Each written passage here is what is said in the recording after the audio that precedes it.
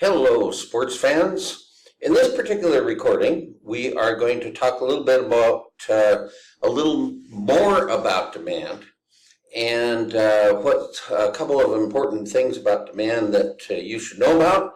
And then we will introduce supply, and that'll probably be on the next recording. But anyway, we have said before, you can read this. Okay. Remember, we have the two variables we're talking about, price and quantity of something purchased, which doesn't include this chair. And what a demand schedule is a relationship between price and quantity bought of something bought by consumers, with ceteris paribus being in effect, so we're only thinking about price and quantity. So say at this price here, somebody buys that much, right there.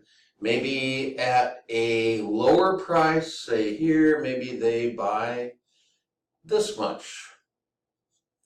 And then on down. And so what you have when you play connect the dots, which is something economists do a lot of because we have a lot of time on our hands, we have, behold, a demand curve that looks like that. Now, we said before that the demand curve is the entire relationship, schedule of price and quantity combinations with everything else besides price and quantity being equal. Okay, so I think we got that pretty well. There's a couple things we need to know about demand. Okay. Draw a little straighter curve here. Okay. One of the most important concepts of demand is elasticity. Okay. Elasticity, what is that? Well, it's kind of the same idea as when you get a rubber band and you pull it back and you let it go and see how far it flies. Okay, that's elasticity in a rubber band. Well, in demand, the pulling back is changing the price of something, and then the letting go to see where it goes is how the consumers respond to the price change. Price, because the demand curve is down sloping, of course, people will always buy more of something at a lower price. But how much more? And what are the implications of elasticity? Well, the big thing about elasticity, it has a lot to do with your total revenue. How much money you haul in. Now notice this is not talking about profit, because profit, of course, what everybody's after is, my head's cut off there. Profit, what everybody's after is, of course, total revenue, what comes in, minus the cost, what goes out. But we're talking about total revenue. So what does elasticity have to do with that? Well, here's what it has to do with that. Since I know you're all sitting on the edge of your seats wanting to know. Total revenue equals price times quantity. Okay? So basically your total revenue on something, I guess you can see that a little bit. The total revenue equals the unit price times the quantity of the thing that's bought. Okay? So, what will change your total revenue? Well, it depends on the elasticity. Elasticity is this, and remember it has to do with total revenue. Elasticity, we put E sub D, that doesn't mean ed, and it doesn't mean other things that E sub D means. But this is the elasticity of demand. What it is the percentage change in the quantity of something purchased divided by the percentage change in price. See that all right? The percentage change in quantity purchased divided by the percentage change in price. Okay? So what are the implications of this? Remember, quantity, price times quantity. So what this means is that as the price goes down of something, of anything, more people will buy, more will be sold. Okay, but remember, if the price goes down of something, you're getting less per unit sold. Okay, so the price is one factor, the quantity purchased is another. So if the elasticity of demand is greater than 1, if this ratio is greater than 1, we say that the product is elastic. Now, what are the implications of that? Well, remember, if total revenue equals price, unit price times quantity, it means that the price will go down, you'll be getting less per unit, but a whole lot more people will be buying the thing. Okay? So what that means is that total revenue will go up when you lower your price. You'll be actually making more in terms of total revenue if you drop the price. Okay. So the implications of that are that something that is elastic in demand usually has lots of substitutes.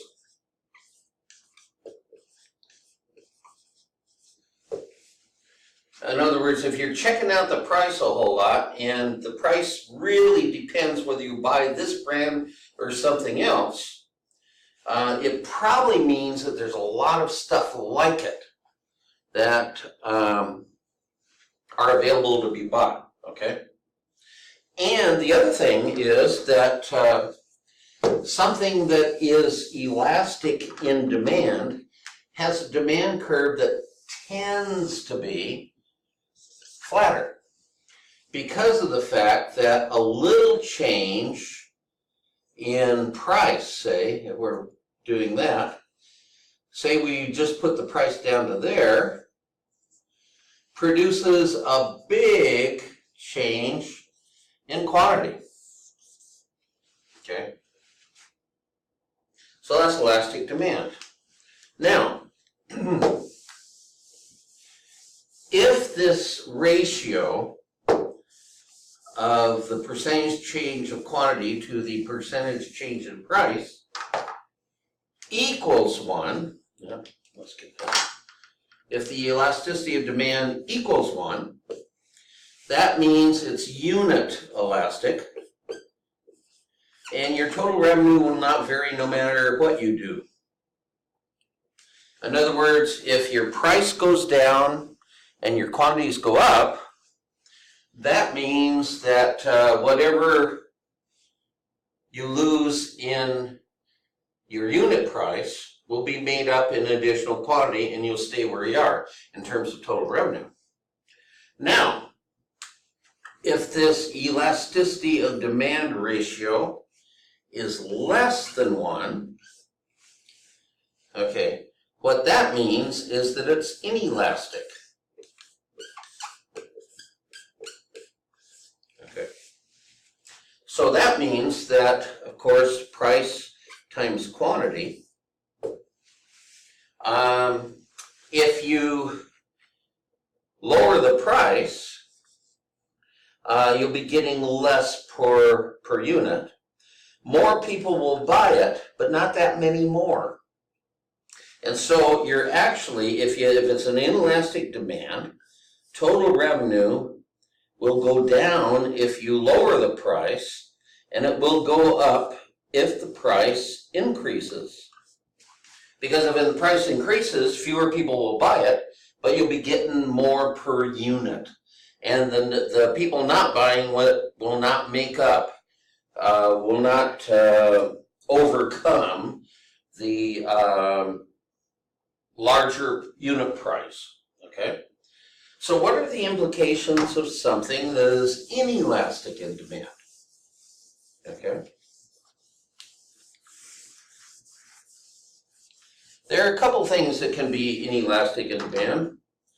And let's do this. First of all, something that's inelastic in demand tends to have a steeper demand curve. Okay? That means a big change in price will not produce that much of a change in quantity. Let's say that there, you put down the price, say all the way down to there, which is a pretty huge drop. It only produces a little increase in quantity, okay? So what are the implications of something that is inelastic in demand? Two types of things are inelastic in their demand. One is something that's a necessity.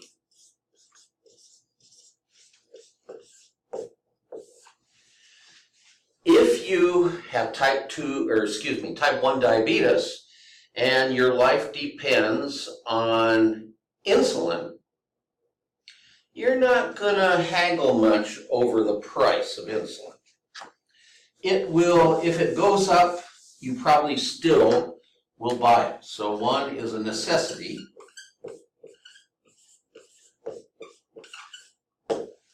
Insulin would be inelastic. Gasoline is also inelastic.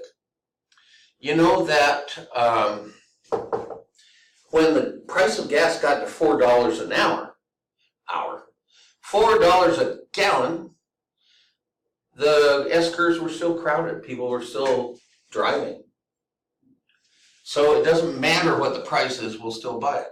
The other thing is something very insignificant that's not a part of our budget. If you can't, it's not really a big part of our budget, and so we don't care about what the price is. An example of that would be, say, paper clips. You know, you buy a box of 500 paper clips for, say, $1.75. Say if in a year later they raise it to $2.75, you'll probably still buy it. It's not that big a deal. So those are the two types of things that are inelastic.